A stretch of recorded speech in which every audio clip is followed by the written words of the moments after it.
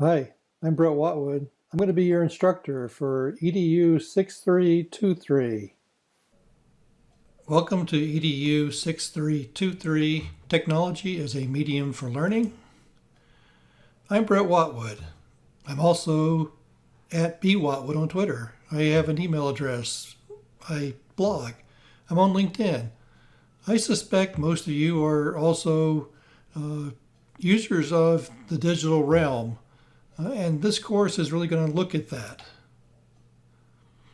Just to give you a quick overview of the course, part of what we're going to do during this course is look at lots of things digitally on the web that can be used as tools in education and learning.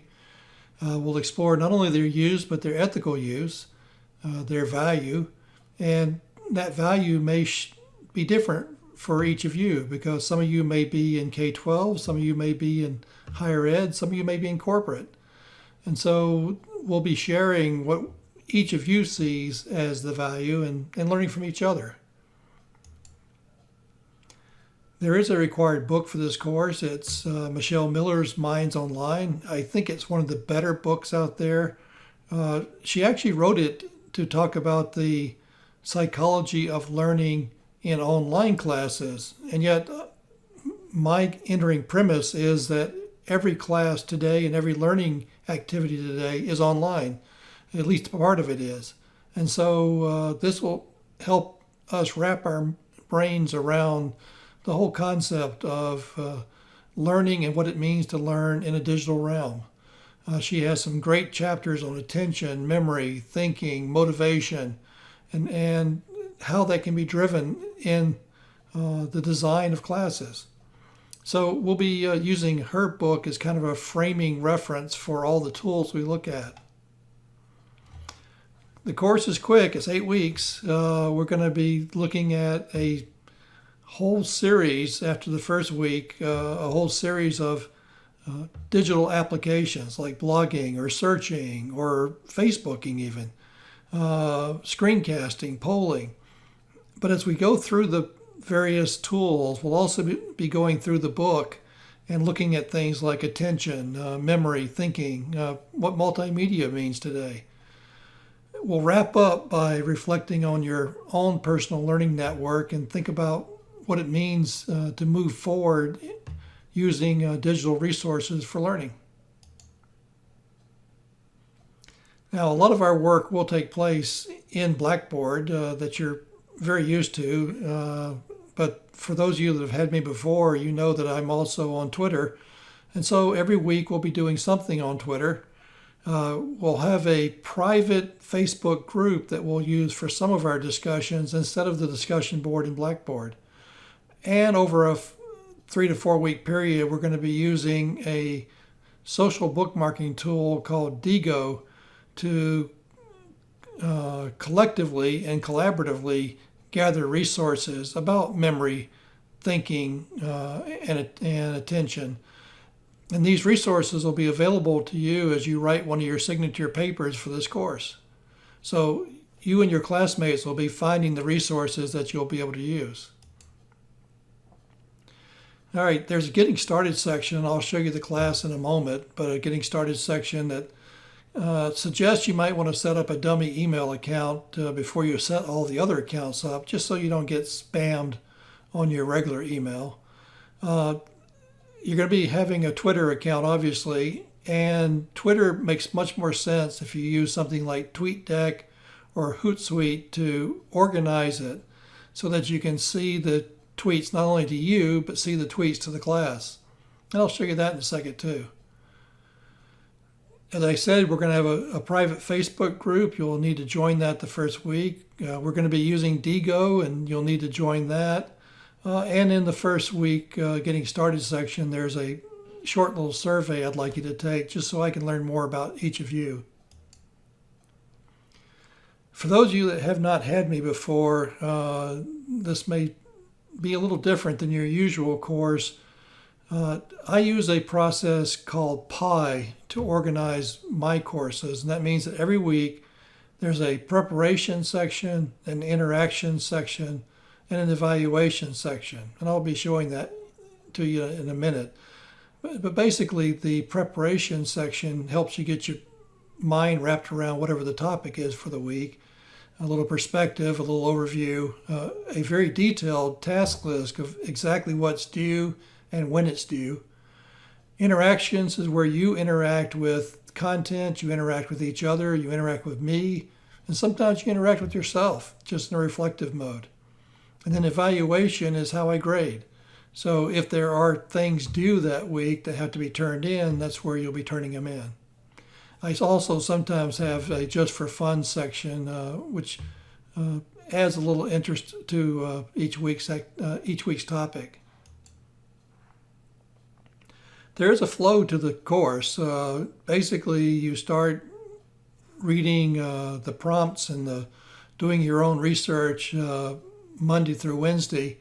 By Thursday, you're going to, if not before, you're going to tweet about whatever the topic of the week is. And by Friday, you'll be posting in the discussion forum your initial post. And then over Saturday and Sunday, you'll be responding to both tweets and posts, as the case may be.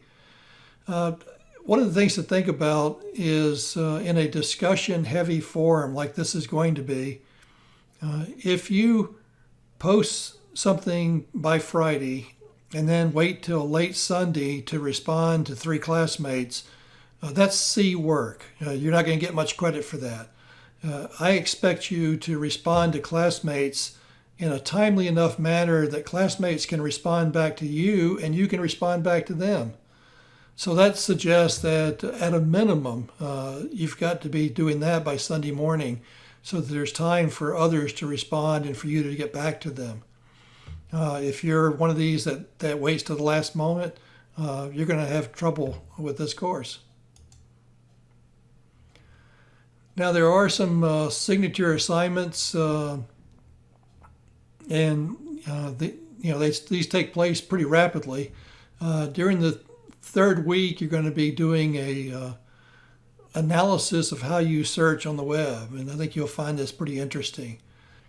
During weeks 3, 4, 5, and 6, you're going to be collecting resources on attention, memory, and thinking, and loading those into Digo to share to each other. And then in week 6, you're going to be writing a paper about the use of the web through the lens of Miller's chapters on attention, memory, and thinking.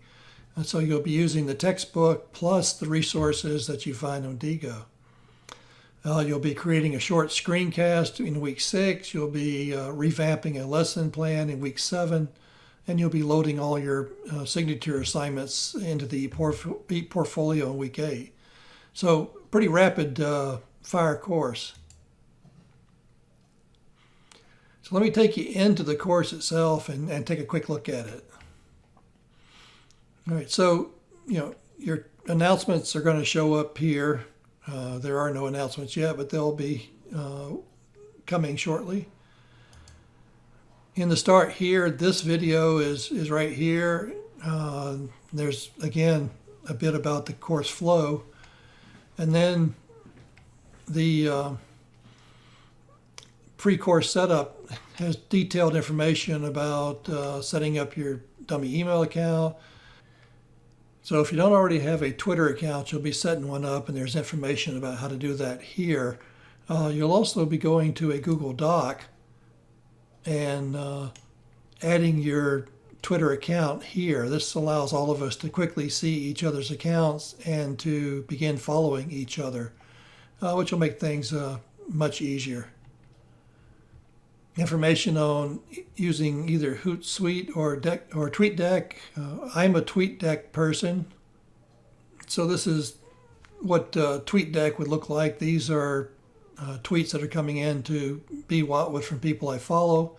Anyone that sends me something shows up here, and then by using the hashtag EDU6323, it will capture things that are sent to that particular hashtag. And these, of course, are from a previous course, but As you start tweeting, I'll be seeing them here.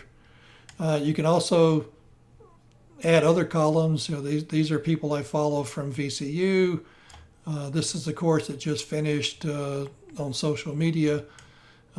This is a monthly chat that I participate in, some other topical things. You can have all sorts of things in TweetDeck and also Hootsuite. So that'll give you a feel for what that looks like.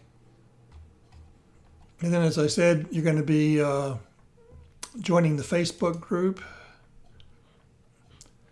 So again, this is a private group. You've got to look for EDU6323 and ask to join it, and then I'll be able to put you into the course. I think you'll find discussions in Facebook are sometimes a little more interesting than they are in Blackboard. Information about setting up your DGO account. So there's a lot of things, and of course here's the learner analysis survey. Note that you've got to scroll through this to get to all the questions. In the weekly lessons, here's week 1. And again, here's the preparation, interactions, and evaluation set up. So in preparation, I've got the perspective, an overview for the module, and then a task list of what we're going to do during that week, and as far as learning objectives, and specifically what's due on what day. And then if you go to the interactions, here's the readings. This is about as close as I get to a lecture. Some information on the first week. I'm asking you to watch this video and then tweet out to whether you agree with what's on there. So anytime you see this guy, it's time for some Twitter conversation. And so, that's kind of the flow for each of the weeks. If I go down to web-based searching, all right, same thing. Here's the perspective on searches, the module overview. And then when you get into the readings, specific readings here. Most of these are fairly short, but there's some interesting information in them. Information about how to search. Some of you may find that you actually have never been searching the right way. The Internet Archive in the Wayback Machine lets you look at websites that no longer appear on the web, but used to appear. And so there will be lots of discussion here that will get us down to the point where you'll be able to do your web search analysis, and I'll be having you use 4 different search engines and then kind of analyzing what you get on each of them. So I think you'll find this pretty interesting. And again, when you have to turn something in like you do in this particular week, there's always that shows up in the evaluation section. So this would be where you would upload your web search analysis paper. All right, so I think that'll be enough to get you started, and I look forward to seeing you in class.